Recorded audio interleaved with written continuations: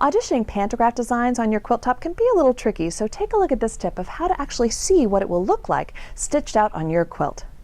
Here at Quilted Joy, we have over 6,000 different patterns for our customers, and so we have them in a little 3-ring binder. And one of the difficulties, though, is that as you're flipping through, it's difficult to tell the size that these are going to stitch out at on your actual quilt top. So I have a little tip to give you that will help you audition pantographs on your actual quilt so that you can see what they will stitch out with at the end. So I learned this little tip from a friend of mine. Her name is Ardell Kerr, and she is in Alberta, Canada, and I thought this was just ingenious. So take a look. This is a pantograph that has been traced on one of those magazine slip covers that you can put your magazines in and then put them in a 3-ring binder.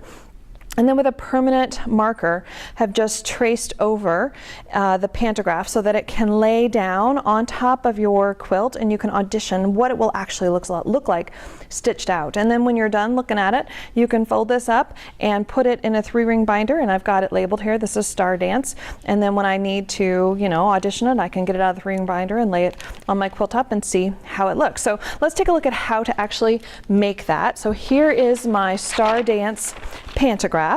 And here is one of those magazine covers that you would put in a 3-ring binder. And the first thing I'm going to do is I'm going to cut off this bottom edge and turn it basically into a sleeve. So now there's an opening both at the bottom and at the top.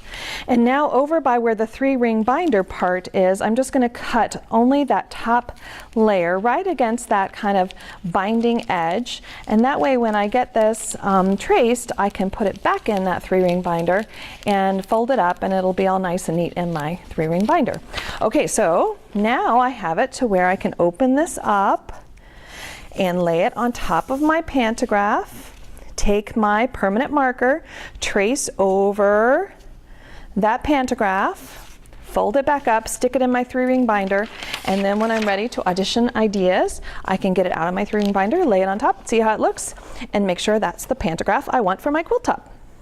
We have a number of great paper pantographs for you to choose from over at quiltedjoy.com. Take a look at the link down in the description, and you'll see all that we have to offer.